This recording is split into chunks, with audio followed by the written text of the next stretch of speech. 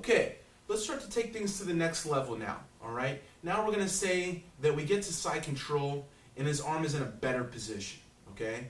And we're going to look at a few more strategies and ways to set up the mount, set up the arm, and develop, the finish and a lot of great positioning for us, okay? So, like I said, many times we pass, that arm is here, okay? We land there due to the nature of the style of pass that we did, and I managed to, catch this arm in a very great place for me, all right? In this situation, it's as simple as the techniques that I already showed you, okay?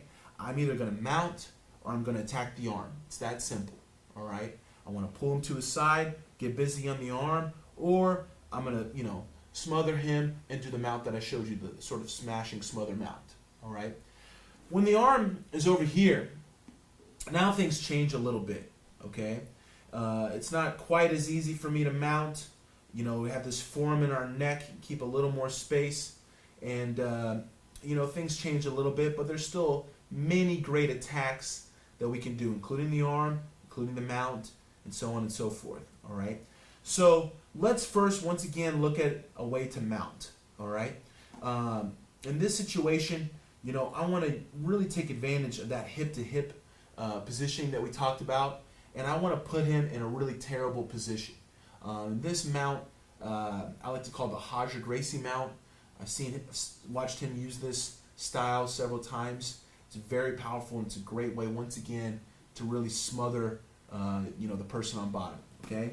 So when I'm here, I get that twisted hip, to hip position here, and now I'm really going to put everything into trying to make his knees fold over to the other side, okay? So now I'm going to do this walk with my body, okay, using my feet, my toes on the mat to drive his legs to the other side, okay?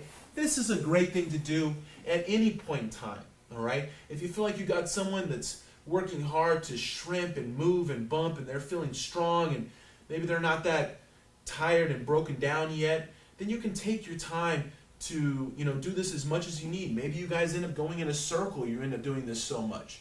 That's fine. Maintain control, okay? Make sure that you're comfortable first. Never rush anything, when you're not comfortable, and possibly give them room to escape. So, if I can feel Professor Rader's bumping and moving really strong, I'm not going to rush any attack. I feel his knees over here trying to get in. I'm going to take my time to try to really, establish a solid control and get to where he kind of accepts this position a little more, okay? And the more I do this, the more he has to go back to center before he can start to get on his side again. So I'm always adding one extra step to his escape, okay? And I can continue to do this as much as I need to until I feel like, he started to slow down. And now I'm going to transition with my knee here under his butt. So I'm really kind of swallowing his hip with my hip. I'm on top of his hip. This elbow is tight to his body. Now for him to try to move out and shrimp is going to be very difficult, okay? His hips are contracted, all right? They're wrapped up, okay? Now this is a great position to work to the mount to again, okay? What I'm going to do is now bring my right arm behind this leg and on top in front of the other one. You can grab the pants, but it's really not necessary. All I want to do is just cup the top of his thigh and his knee and kind of straighten and roll my arm over so I have good control here, all right? For sure, this isn't going to last forever, okay? He's going to try to scissor kick his legs to get rid of this, but that's fine. I just want to use this long enough to now where I can adjust my position and start to slide it to the mount. Now, once again, my head position is going to be very important, okay? I don't want to keep my head next to his head anymore, all right? I'm going to start to come up a little higher, okay? So first move is going to be for me to get my knee next to his body here on the other side. And now I'm going to start to slide forward with my body and bring my shin over his thigh, okay? Once my shin gets over his thigh, now I'm going to switch and underhook his arm, okay? And my leg is just resting here. From here, now I can apply that forward pressure with my chest, And as I feel him trying to maneuver his legs, that's when my foot's going to step over and slide in. And here I am once again in the mount position. Okay, so we're here, all right? The arm's in a much better position. We feel some good movement from him, so we're going to break him down.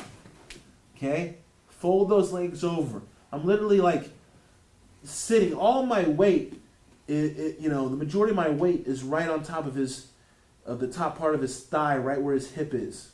Okay, here it's very hard to move, and I'm keeping tight here. Okay, now my knee slides under the butt. Okay, this is once again great way to hinder his movement. And now I'm going to reach this arm around and just hook on top here, okay, and start to fold this over. All right, really great position, great control. Now I'm ready to go to the mount. Okay, knee comes to the body. Okay, my left knee. Now my right knee starts to come over his legs, and this arm is going to be there, okay, for sure. If he maybe used his hand to push my knee, it's common, okay? Well, guess what? This opens things up for me, okay?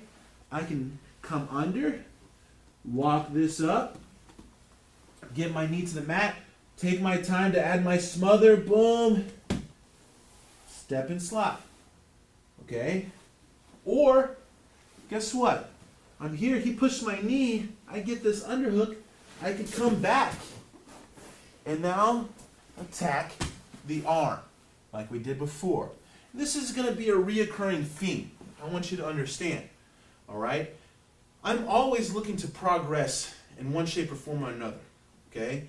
And you're going to see many different strategies and setups and ways to keep yourself in attack mode, all right? I want to stay in attack mode. And my attacks are going to be neck, arm, or mount. And they're all going to connect to each other. Right now, you just saw a way where attempting the mount opens the arm back up. Okay, if the arm was in better position and wasn't available, when you try to mount, many times they're going to have that urge to want to push your knee, block your leg in some shape or form, and expose their arm. And in that moment, I can make the decision if I want to switch to the arm attack or continue with the mount. All right, and I have many different scenarios where this sort of combination is going to come into play, all right? That helps us keep them in pure defensive mode and keep them in situations where not only do they have to worry about position, but they also have to worry about submission. And if they can stop a submission, we can take a better position. If they stop the position, we take the submission, okay? And this is what I'm striving for, all right? So one more time. Right here, okay? I call this the pressure control. All right, so I'm going to really break his hip down, slide my knee under, and then secure the control of the legs. Okay, knee tight to the body, slide the shin over. Now we take control of the arm with the underhook here, shrugging the shoulder to help kill that forearm in your neck. Okay, if he uses his hand, once again, under itsy bitsy spider. Now I have all the room I need. Don't rush. Make sure you get that little extra step of chest in the face. Then foot down, slide the toe in, establish your mount. Head is not directly over his head. It's my chest that's in his face. All right? Or at that point, I can come off. Now I have the arm in that bad spot where I can transition into our, arm attacks from here, okay? Your choice. So there's our Raja Gracie style mount.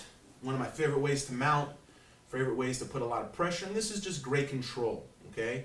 You can use it for the mount, or you can use it just to help you maintain the side control if you feel like they're really bumping and getting a lot of space.